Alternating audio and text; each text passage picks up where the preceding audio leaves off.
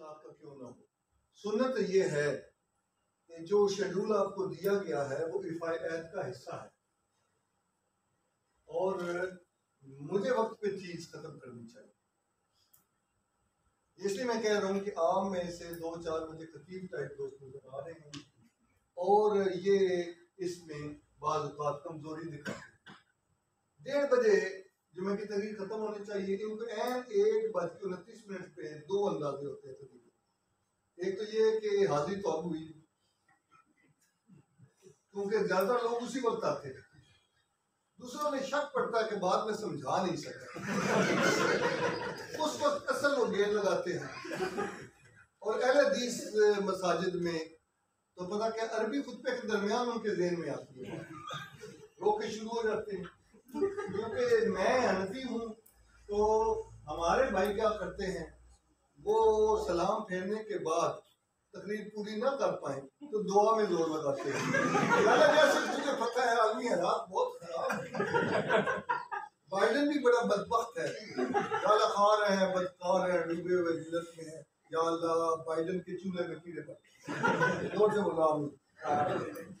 देखें आप मेरी इन गुजारिशात में इंशाल्लाह टीचिंग मेथोडोलॉजी भी देखें। टीचिंग मेथोडोलॉजी का ये उसूल है, आपने सारे इल्म लोग बैठे हुए हैं, कि ज्यादा से ज्यादा लोगों को इन्वॉल्व करना। जैसे एक किसान बीज डालता है, कोई पौधा छोटा कोई बड़ा, तो किसान जो समझदार होता है वो छोटे पौधे पर तवज्जो देता है, उसे निकाल नहीं देता। उसका नतीजा क्या निकलता है कि बाज़ औक़ात फल छोटे पौधे पर ज्यादा है। इसलिए आप वक्त निकाल कर तशरीफ लाए, आप मेरी जिम्मेदारी। ये ग्लोब है जिस पर हमने कुछ बात की थी, ये बगैर ग्लोब गोल नजर आ रहा है, लेकिन ज्योमेट्री में इसके जो लफ्ज़ इस्तेमाल होता है वो है बेज़वी, अंडे की तरह का। ये कुछ तस्वीर में जरा ज्यादा है। इसके बारे में पहली बात आप ये समझ लें कि आप अगर इसे पढ़ रहे हैं तो आप कुरान मजीद पढ़ रहे हैं। आप कहेंगे कि ये क्या बात हुई, ये क्या बात हुई, तो मैं ये अर्ज करूंगा कि कुरान मजीद के 20% उलूम का ताल्लुक तारीख से है और तारीख खड़ी है जोग्राफिया पर। हमें से जो दोस्त जानते हैं बड़े सगीर के बहुत ही बड़े नाम और स्कॉलर वो हैं हज़रत शाह वलीउल्लाह रहमतुल्लाह। उनकी किताब अल-फौजुल कबीर, उसमें उन्होंने बताया है कि कुरान के उलूम 5 किस्म के हैं। अब कोई चीज 5 हिस्सों में तकसीम हो इक्वली तो 20% बनेगी। उसमें एक है कौमों का अरूज और ज़वाल, rise and fall of the nation. कौमों का अरूज और ज़वाल, उसमें जोग्राफी और तारीख है। कुरान में ये कहाँ है। एक बात कह के मैं आगे चला जाऊंगा, फिर किसी मौके पर बात करेंगे कि कुरान मजीद में ये है कि पटवारी साहब, तहसीलदार, नायब तहसीलदार साहब, ये तो झूठ बोल सकते हैं और बोलने में यही नुमाया है, ठीक है जी। मुआशरे में चाहे पटवारी का नाम गुलाम सादक हो, सदाकत उसे कम ही गुजरती है छूटे, लेकिन कुरान तो झूठ नहीं बोलता। पटवारी हो सकता है ऐसा कागज फराहम करे कि ये जमीन भट्टी साहब की नहीं है और झूठ हो कागज। कुरान का कागज सच बोलता है, अल्लाह का कलाम है। कुरान कह रहा है अन्नल अर्ज़ा यारिसुहा इबादी अस्सालिहून।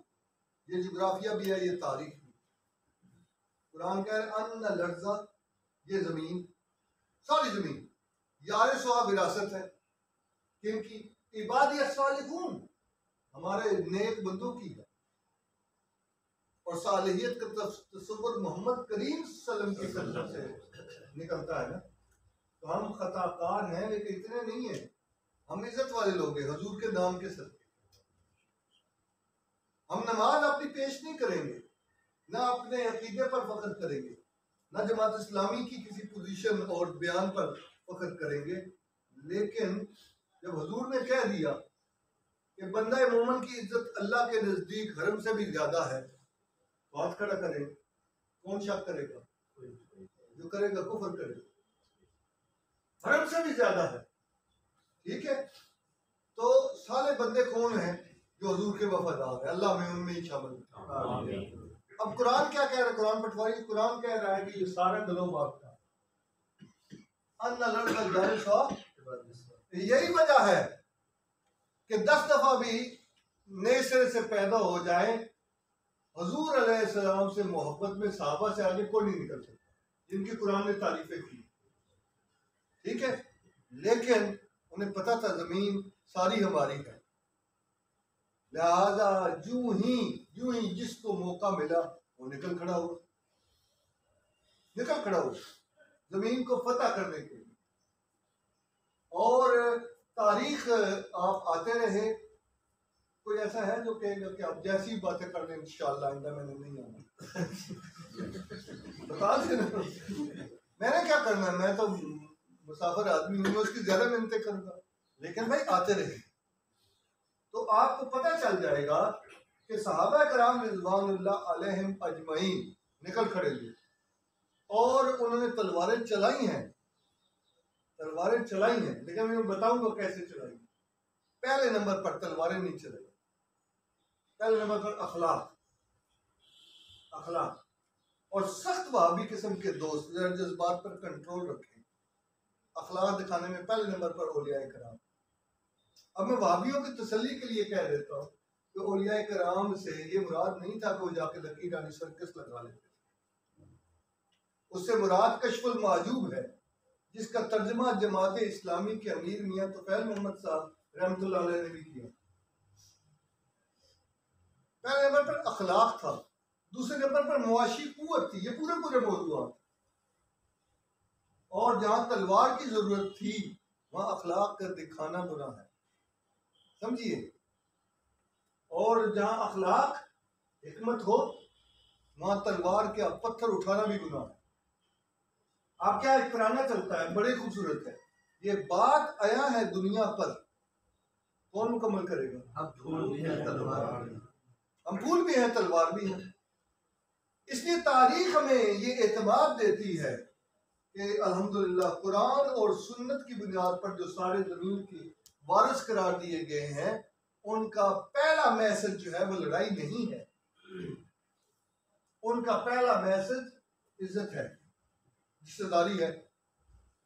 मैं जानबूझ के दो लफ्ज, इज्जत और रिश्तेदारी है। किन के साथ?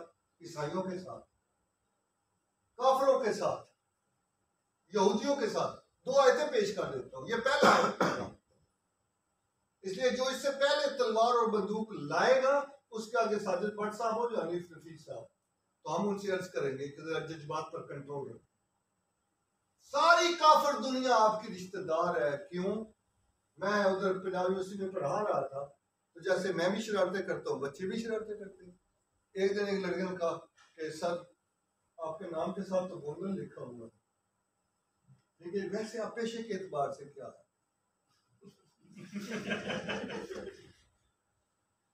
मैं पहले तो जरा थोड़ा सा हैरान हुआ कि सीरियस बात है, इसको क्या बच्चे छेड़ते हैं। तो मैंने कहा बेटा मैं नाई हूँ। यकीन जाने अब उसका दिल बड़ा टूटा कि मैं नाई से पढ़ रहा हूँ। होगा कोई राजपूत राजपूतों को ये बड़ी टेंशन रहती है। आप तो सैनिटाइजर आजकल इस्तेमाल करते हैं ना, इनके अबाओ अजदाद पुराना सैनिटाइजर सैनिटाइज करो, बड़ी शय है ये। इन्हें समझे मैं तारीफ ही कराऊंगा, क्यों कोई मारा। अच्छा जी, तो देखिए वो जो मैंने कहा मैं नाई हूँ, मैंने इसलिए कहा कि मेहनत करने वाले को इज्जत मोहम्मद रसूलुल्लाह सल्लल्लाहु अलैहि वसल्लम ने। एक बात।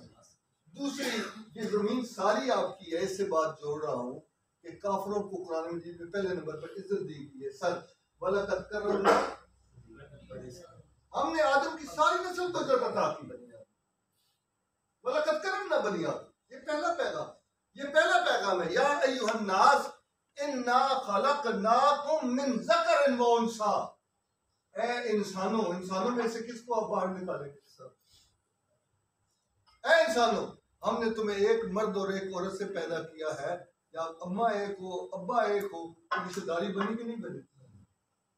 या तो मैं नाउज़ुबिल्लाह ये कि मैं कुरान को नहीं मानता, तो यार फिर मेरा दिल इतना कुशादा होना चाहिए।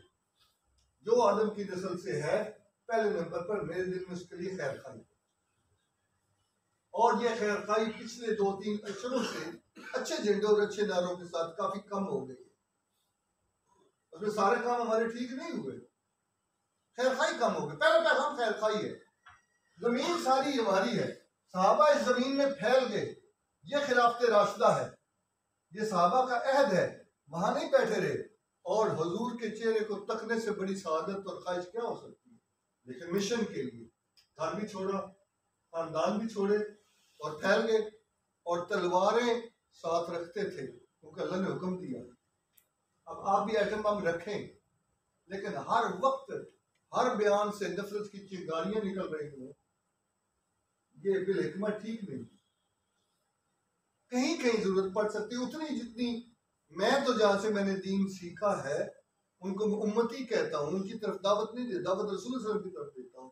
लेकिन वो है सैयदुल आलम मौजूद है, उन्होंने समझाया कैसे है कि देखो ये माली मेहनत करके पौधे और फूल लगाता है, लेकिन 1 महीना वो छोड़ दे उनकी निगरानी तो कुछ शाखें लंबी जमीन के साथ लगने वाली फूल गाया होने लगते हैं। तो वो क्या करता है, जिसको उसने जिगर का खून दे के सींचा था, वो लेके ना कैंची उन शाखों को जो हद से बढ़ जाती है काटता है कि नहीं काटता, ना काटे तो निकाल दिया जाता है। ये इतनी वैलिड और लॉजिकल मिसाल है जो हद एतदाल से बढ़े, याद रखना हद एतदाल से बढ़े तो कलमा भी पड़ेगा तो सजा मिलेगी, हाथ काटे जाएंगे। इब्तदाई सजाओं का निफाज याद रखें, इब्तदाई हाथ काटना, संसार करना और जेल में डालना और कोड़े लगाना, ये सजाओं का निफाज किस मुआशरे में हुआ जिस पर अल्लाह ने सर नाज़िल की, रज़ी अल्लाह अन्हुम व रज़ू, जिनसे ऐसी कोई जमात ही नहीं है। लिहाजा ये सारे ग्लोब के वारिस हम हैं। इसमें कॉन्टिनेंट्स हैं जिसको उर्दू में बरे आज़म कहते हैं। यहाँ हम बात खत्म करने वाले हैं, वो यहाँ नजर आ रहे हैं। बस एक बात करके हम खत्म करेंगे इंशाल्लाह।